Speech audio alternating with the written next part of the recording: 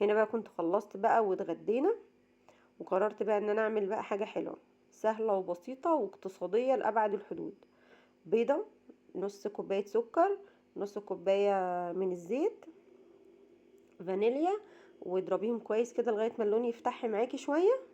وبعدين انزلي بكوباية ونص من الدقيق، ربع كوباية، ربع معلقة صغيرة، ربع معلقة صغيرة ما تكتريش، بيكنج باودر، وطبعا رشة الملح عشان خاطر توازن كل المقادير دي.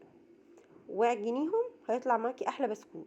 احلى بسكوت ممكن تعمليه، بسكوت ال10 دقايق، والله بسكوت ال5 دقايق كمان مش ال10 دقايق. هنا عجنتهم مع بعض.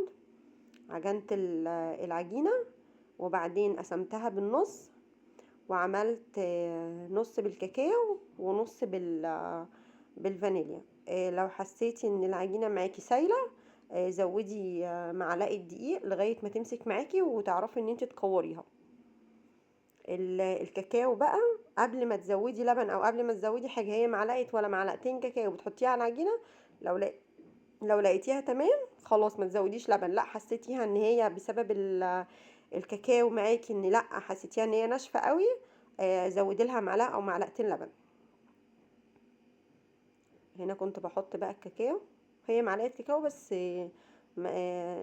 من خليتها حطيتها يعني في المنخل وعجنتها، وابتديت بقى شكلي بقى مدور وزواقي زي ما انتي ما عايزه. هو طبعا المقدار صغير، انا عملتها كده في السريع.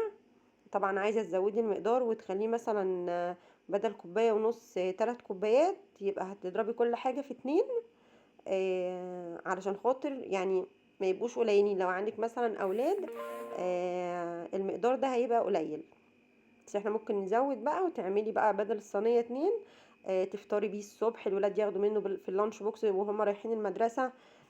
بالليل وانتي قاعده كده مع كوبايه شاي ساده او شاي بلبن، هتعجبك قوي. وتزيينه سهل جدا، وبيطلع شكله حلو قوي في الاخر. ده لو عملتيه اصلا في الاسبوع مثلا مرتين ولا حاجه، احسن بكتير واوفر بكتير. الحاجه بقت غاليه ومولعه نار، والاسعار كده بقت خزعبليه. بتعمليه فعلا حرفيا مبياخدش معاكي 10 دقايق. درجه حراره في الفرن طبعا تبقي شغلاها قبلها بتبقى سخنه، درجه حراره 180 من فوق ومن تحت، بيطلع معاكي تحفه. شايفين اصلا الشكل عامل ازاي؟ بس اهم حاجه لو هتعملي بالشوكولاته، نوع الكاكاو. نوع الكاكاو بيفرق جامد في كيكه، في بسكوت، في اي معجنات معاكي. افضل نوع كنت قلت لكم برضو وانا بعمل